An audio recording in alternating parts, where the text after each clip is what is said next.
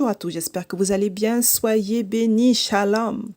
Alors, OMG, c'est Oh my God, qui veut dire en français Oh mon Dieu. Donc, cette expression-là est souvent associée au verset qui se trouve dans Exode, chapitre 20, verset 7. Donc, lisons. Tu ne prendras point le nom de l'Éternel ton Dieu en vain, car l'Éternel ne laissera point impuni celui qui prendra son nom en vain.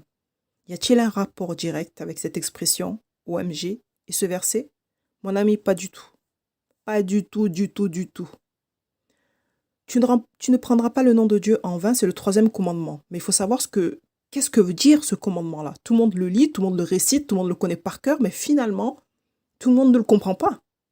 Le mot vain, en hébreu, c'est le mot shav, généralement traduit par en vain, faux bruit, témoignage, douleur, vice, vicieux, mal, mensonge, fausseté, vaines idoles, vanité, néant, destruction. Il y a encore 2-3 trucs, mais que je n'ai pas noté. Il y a une autre définition aussi du mot shav. La définition, c'est indignité, une conduite indigne. Voilà. Donc jusque-là, est-ce que tu trouves un rapport direct avec l'expression OMG et cette définition? Il n'y en a pas. Prendre le nom de Dieu en vain, ce n'est pas répéter en boucle toute la sainte journée. Oh my God, c'est pas ça. C'est pas ça prendre le nom de Dieu en vain. Prendre le nom de Dieu en vain, c'est le symptôme d'un problème grave dans ta santé spirituelle, mon frère, ma sœur. Prendre le nom de Dieu en vain, c'est tenir Dieu responsable de tes propres erreurs, tes manquements. C'est utiliser le nom de Dieu pour mentir, faire des faux témoignages, justifier ton mauvais comportement. Prendre le nom de Dieu en vain, finalement, c'est blasphémer. C'est attribuer à Dieu la cause de tes problèmes, le rendre coupable des conséquences dans ta vie des choses mauvaises que tu as faites. Et c'est totalement injuste. Proverbe 19.3 nous dit « La sottise d'un homme cause son naufrage, alors il s'en prend à l'Éternel. » D'ailleurs, je te recommande vraiment de lire tout le chapitre qui est très instructif et qui aide bien à comprendre le troisième commandement. Ensuite, oui, les grossièretés avec le nom de Dieu. Bon, c'est pas écrit clairement dans la Bible, mais enfin, on sait que un enfant de Dieu ne peut pas aller dire des grossièretés avec le nom de Dieu. C'est une évidence.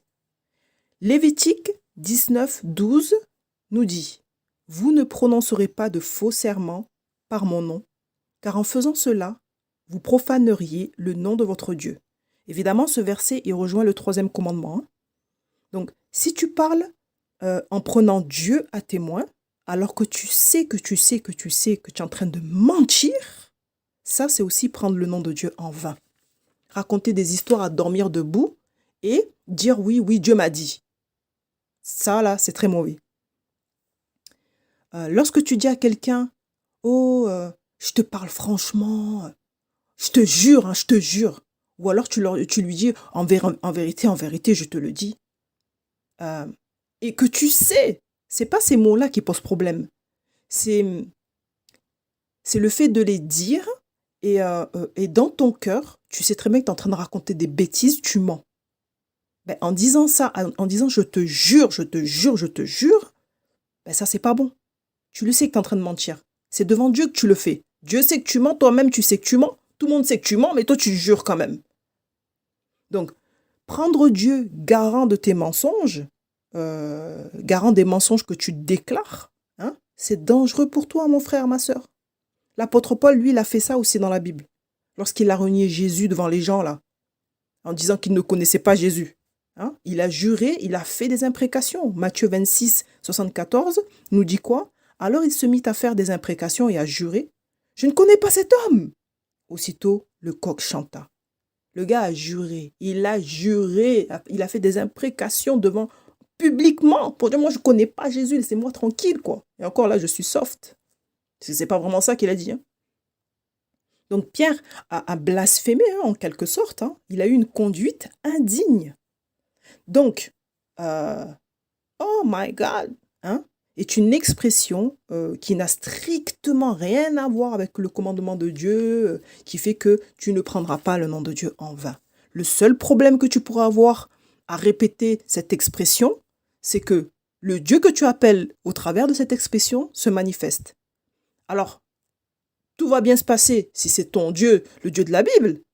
Mais les païens, là, qui utilisent cette expression parce qu'elle n'est pas que chez les croyants, les non-croyants qui utilisent cette expression OMG, hein, tu crois qu'ils appellent qui, eux? Quand ils disent OMG, OMG, c'est leur Dieu qui vient. Et qui est leur Dieu s'ils sont sans Christ? C'est le diable. Donc maintenant, hein, moi, je ne vais pas te pousser à continuer à dire des choses que... non, pas du tout. Là, c'est pas ça le truc. Maintenant, si toi, tu estimes, si toi, tu trouves que cette mauvaise habitude, cette expression, elle revient trop souvent dans ta bouche, que tu l'as dit trop souvent, et tu as l'habitude de la sortir dans les situations où le nom de Dieu même n'a rien à y faire, alors c'est simple. Ne remplace pas une expression par une autre. Là, simplement, tu déplaces le problème. Donc, ne remplace pas une expression par une autre, mais demande au Seigneur de sanctifier ta langue. C'est ça aussi, la sanctification. Demande au Seigneur de sanctifier ta langue afin que toute expression qui te dérange, les expressions qui ne sont pas saintes devant Dieu, ne sortent plus de ta bouche. Et tu vas voir, si tu demandes là avec foi, là, Dieu, hein, notre Dieu des miracles, peut transformer ta vie, ta bouche, ta langue, là, littéralement en un instant. Tu vois? Donc, voilà, on a un Dieu comme ça. Tu demandes avec foi, tu vas recevoir.